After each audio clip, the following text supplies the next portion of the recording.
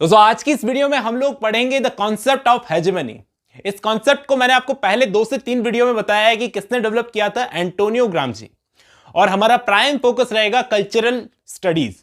Cultural studies को इस concept ने किस तरीके से इंफ्लुएंस किया और एंटोनियो ग्राम्शी का इसमें क्या रोल है, बहुत हेल्पफुल होगी आपके लिए। चलिए मैं मिलता हूं इस वीडियो के एंड में। दोस्तों इस वीडियो के बदले में मैं आपसे कुछ भी नहीं चाहता, बस इतना चाहता हूं कि अगर आपको ये वीडियो पसंद आए तो एंड में सिर्फ आप एक चीज़ लिखोगे कमेंट में जाकर कि वाह सर मज़ा आ गया। चलिए मैं आपको थोड़ा समझाने की कोशिश करता हूं कि आपके सिलेबस में ये जो कल्चरल स्टडीज़ है इसका मतलब क्या है। देखो सबसे पहले आप जब ये पढ़ना शुरू करोगे तो सारे टीचर्स आपको ये बताएंगे कि ये एक इंटरडिसिप्लिनरी फील्ड है। ये इंटरडिसिप्लिनरी का मतलब क्या होता है, इसकी डेफिनेशन ये है relating to more than one branch of knowledge. यानी आप इसको पॉलिटिक्स में भी पढ़ सकते हो, फिलोसफी में भी पढ़ सकते हो, इकोनॉमिक्स में भी पढ़ सकते हो, अलग अलग आइडियोलॉजीज में भी पढ़ सकते हो, मार्क्सिज्म में भी पढ़ सकते हो, स्ट्रक्चरलिज्म में भी पढ़ सकते हो। तभी इसलिए बच्चों को इसे समझना थोड़ा सा टफ पड़ जाता है कि ये कोई एक फिक्स चीज़ नहीं है, काफ़ी सारे सब्जेक्ट के साथ में ब्लेंड हो रखा है ये सब्जेक्ट, इस वजह से इसको समझना थोड़ा टफ हो जाता है। अब दूसरी कंफ्यूजन ये है कि अगर मैं किसी से भी पूछूं कि कल्चरल स्टडीज से आप क्या समझते हो, तो वो सीधा सा जवाब देगा कल्चर्स को स्टडी करते हैं। हाँ, इसमें कल्चर को स्टडी किया जाता है लेकिन वैसे नहीं जैसा आप समझते हो। मैं आपसे सिर्फ एक सीधा सा सवाल पूछता हूं कि कल्चर से आप क्या समझते हो, कल्चर क्या चीज़ है? क्या कल्चर कोई एक फिक्स चीज़ है जो कभी चेंज नहीं होती, या फिर कल्चर कोई ऐसी चीज़ है जो बिल्कुल आइसोलेट है, जो किसी दूसरी चीज़ के साथ में जुड़ी हुई नहीं है? ऐसा मानते हो? तो ऐसा नहीं है। अगर मैं कहूं कि पावर और पॉलिटिक्स भी कल्चर के साथ में जुड़ी हुई है, कल्चर कोई एक फिक्स चीज़ नहीं है, ना तो ये फिक्स चीज़ है, ना ये बंधी हुई चीज़ है, ना कोई स्टेबल चीज़ है, बल्कि इसमें कॉन्स्टेंटली चेंजेस होते रहते हैं। क्योंकि अगर एक कल्चर के अंदर आकर दूसरा कल्चर मिल जाए और इंटरेक्ट होता है जब भी कोई दूसरी चीज़ का, तो कल्चर में चेंजेस आते हैं। तो इस बात से ये तो साबित होता है ये कोई बंधी हुई फिक्स्ड या स्टेबल चीज़ तो है नहीं, इसमें कॉन्स्टेंटली चेंजेस होते रहते हैं। ये चीज़ आपको समझ में आ गई। ये जो कल्चरल स्टडीज सब्जेक्ट है ये बहुत नया सब्जेक्ट है दोस्तों, और काफ़ी सारे बच्चों को बोरिंग भी लगता है, इसलिए समझ में नहीं आता। मैं थोड़ा इंटरेस्टिंग वे में इसको समझाने की कोशिश करता हूँ। ये सब्जेक्ट आखिर बना कैसे? देखो ब्रिटेन में 1950s और 60s के आसपास ये सब्जेक्ट डेवलप होने लगा। कहा जाता है कि cultural studies university of Birmingham, हाँ, यहां से स्टार्ट हुआ था। इस यूनिवर्सिटी में एक रिसर्च सेंटर है दोस्तों, centre for contemporary cultural studies, CCCS research centre को 1964 में स्टुअर्ट हॉल और रिचर्ड हॉगर्ट इन दोनों ने मिलकर स्टार्ट किया था। अब रिचर्ड हॉल का नाम इसमें सबसे बड़ा है इस रिसर्च सेंटर को स्टार्ट करने में। बाद में स्टुअर्ट हॉल का नाम बड़ा हो गया, वो कैसे हो गया मैं आपको बताता हूं। ये दोनों नाम आपको नोट कर लेने चाहिए, बहुत जरूरी है। और इस जगह का नाम भी नोट कर लो क्योंकि ये रिसर्च सेंटर दोस्तों दुनिया का पहला कल्चरल स्टडीज का घर था, ये समझ लो। स्टुअर्ट हॉल हॉगर्ट के असिस्टेंट थे और इन दोनों के अलावा एक नाम और था, रेमंड विलियम्स।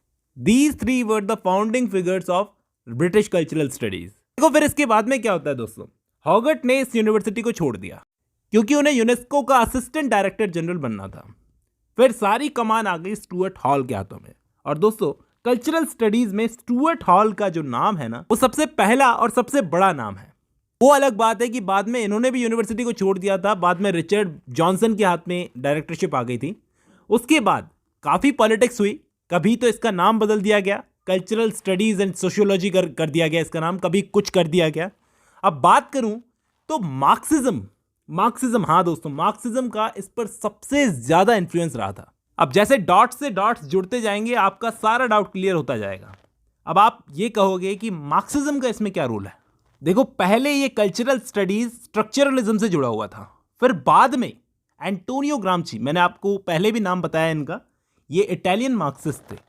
इनके आइडियाज ने इस फील्ड को जितना प्रभावित किया ना दोस्तों, ये सारे के सारे जाकर एंटोनियो ग्राम्शी की तरफ झुक गए। मैंने आपको पहले भी इनके बारे में बताया था, ये एंटोनियो कौन थे? एक इटालियन थिंकर थे, कम्युनिस्ट पार्टी के लीडर थे। और इनकी तरफ झुकने का रीजन क्या था पता है? क्योंकि एंटोनियो ग्राम्शी का फोकस भी सेम इश्यूज की तरफ ही था। क्योंकि ये इटली में रहते थे तो इटली की हालातों को बताते हुए ये बोलते थे, आप में से अगर काफी सारे बच्चे हिस्ट्री के स्टूडेंट रहे हो तो उनको पता ही होगा, वर्ल्ड हिस्ट्री में इटली के अंदर एक आइडियोलॉजी चलती थी, फासिज्म। वहाँ पे फासिस्ट पार्टी थी, ठीक है। तो ये उनको देखते हुए बोलते थे कि इटली की आम जनता यानी कि लेबर क्लास जो होती है ना, वो फासिस्ट को वोट क्यों करती है, जबकि उन्हें सबसे ज़्यादा नुकसान होता है इस चीज़ से। वो जानती है कि इनको वोट करने से सबसे ज्यादा नुकसान हमारा ही है, लेकिन वो आम लोग, गरीब लोग क्यों इनको वोट करते हैं? वो अपना इतना कीमती वोट किसी और को क्यों नहीं देते? गौर से सुनना मैं जो बता रहा हूं। उन्होंने कहा कि आम लोग, गरीब लोग जब जानते हैं कि जिस पार्टी को हम वोट कर रहे हैं वो हमारे लिए सबसे ज्यादा नुकसान की चीज है, वो हमें सबसे ज्यादा नुकसान पहुंचा सकती है, फिर भी वो उसको वोट क्यों करते हैं, सपोर्ट क्यों करते हैं? क्योंकि ये जो बड़े बड़े नेता लोग जो होते हैं ना, बड़ी चालाकी से इतनी बड़ी आम जनता का इतना बड़ा सपोर्ट कैसे पा लेते हैं। मैं आपको बताया था कार्ल मार्क्स ने पुराने मार्क्सिज्म को पैदा किया था, तो ग्रामजी ने क्या किया था, उसी मार्क्सिज्म को मॉडिफाई कर दिया और कहा कि देखो ये इश्यूज जो हैं ये तो है दुनिया में कि गरीब गरीब है, अमीर अमीर है, लेकिन गरीब आदमी इन अमीरों का सपोर्ट क्यों करता है? ताकि ये अमीर इनका खून चूसे। क्यों? जबकि वो जानता है कि ये इनका खून चूसेंगे। एक बहुत ही पॉपुलर कॉन्सेप्ट काम करता है इसके पीछे, कॉन्सेप्ट ऑफ हेजेमनी। इसके बारे में काफी सारे टीचर्स आपको बताएंगे कॉन्सेप्ट ऑफ हेजेमनी क्या है। मैं इसको समझाने की कोशिश करता हूं। देखो, ये ऐसा बोलते थे कि कैपिटलिस्ट गवर्नमेंट है ना, एक कैपिटलिस्ट सरकार, वो सिर्फ पुलिस, जेल, कोर्ट या फिर मिलिट्री, ये कितनी बड़ी जनता होगी इसके अंदर? ज्यादा बड़ी जनता नहीं है। अगर आम जनता चाहे तो इन सबको डिस्ट्रॉय कर सकती है, लेकिन फिर भी क्यों नहीं करती? ये इतनी सी चीजों से कैसे कंट्रोल में आ जाती है इतनी बड़ी जनता? तो कुछ तो हिडन चीजें हैं इस कल्चर में जिससे इतनी बड़ी जनता, इतना बड़ा हिस्सा जनता का इन चंद रूलिंग क्लास लोगों का कहना मानता है। उसको कहा जाता है कॉन्सेप्ट ऑफ हेजेमनी। ये लोग क्या करते हैं, सारी जनता को बेवकूफ बना के रखते हैं कि हमारे इंटरेस्ट आपके इंटरेस्ट है। तो एंटोनियो ग्राम्ची ने क्या बोला कि इन कल्चरल स्टडीज की फील्ड को ढंग से स्टडी करना चाहिए। तो ये सबसे बड़ा की कॉन्सेप्ट था, concept of hegemony, cultural studies की फील्ड को डेवलप करने के लिए। ठीक है, अब ये कल्चरल स्टडीज बाकी जो थ्योरीज बातें करती है ना, उससे एक स्टेप आगे जाके बात करती है। अभी तक आपने क्या पढ़ा होगा? आप कोई नोवेल पढ़ रहे हो तो उसका टेक्स्ट पढ़ रहे हो, उसकी हिस्ट्री पढ़ रहे हो। तो ये क्या बोलती है कल्चरल स्टडीज? आप टेक्स्ट और हिस्ट्री मत पढ़ो, सिर्फ टेक्स्ट और हिस्ट्री मत पढ़ो, बल्कि उसकी पब्लिशिंग इंडस्ट्री के बारे में भी जानो। उसने इस नोवेल को क्यों छापा, उसके क्या प्रॉफिट्स थे, क्या पॉलिटिक्स चल रही है इस नोवेल के पीछे, और इस बुक को हाइप देने की कितनी कोशिश की गई होगी। फॉर एग्जाम्पल, एक फिल्म आपको याद होगी, इस कल्चरल स्टडीज में मीडिया स्टडीज भी आती है, मीडिया और फिल्म स्टडीज, इसलिए मैं आपको बता रहा हूं फिल्म का एग्जाम्पल देके। एक फिल्म आपको याद होगी जिसमें विवेक ओबरॉय एक एक्टर है, उन्होंने एक फेमस पॉलिटिशियन का रोल किया था। वो फिल्म एकदम इलेक्शंस के टाइम पर आई थी। क्यों?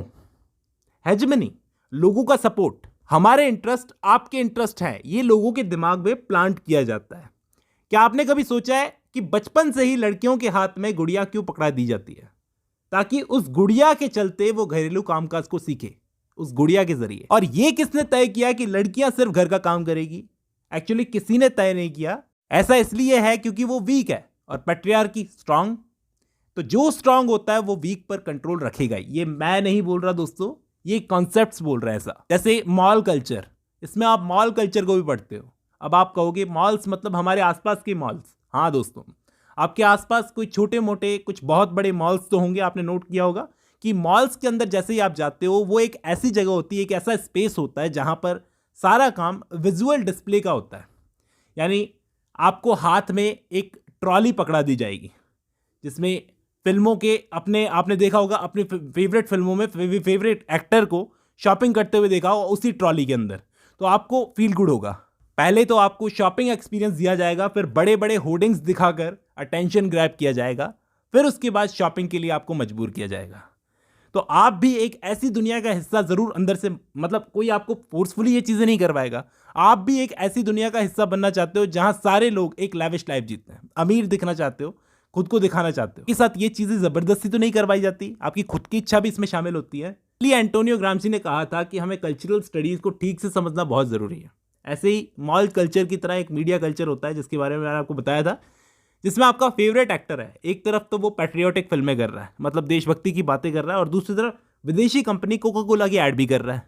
एक तरफ वो सिगरेट पीने को मना कर रहा है और दूसरी तरफ टबैको को प्रमोट भी कर रहा है। तो ये सारी चीजें आप कल्चरल स्टडीज में पढ़ोगे। मेरा मकसद था आपको कॉन्सेप्ट ऑफ हेजेमनी समझाना कि कैसे इसके अंदर ये चीज हेल्प करती है। अब मैं कुछ इंपॉर्टेंट वर्क्स के नाम बताता हूं जो आपको कल्चरल स्टडीज के अंदर पढ़ना पड़ेगा।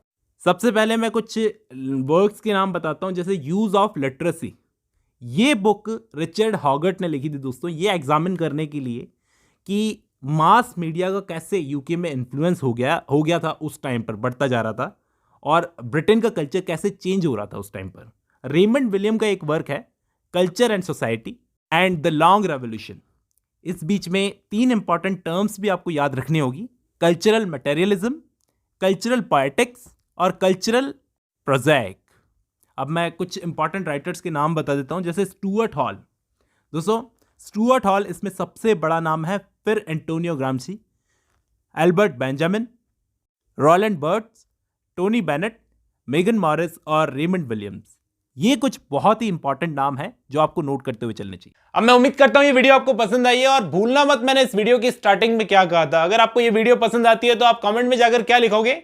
वाह सर मजा आ गया। चलिए आज की इस वीडियो में बस इतना ही। मैं ऐसे ही और भी वीडियोस बनाता रहूंगा। मिलता हूं आपसे नेक्स्ट वीडियो में।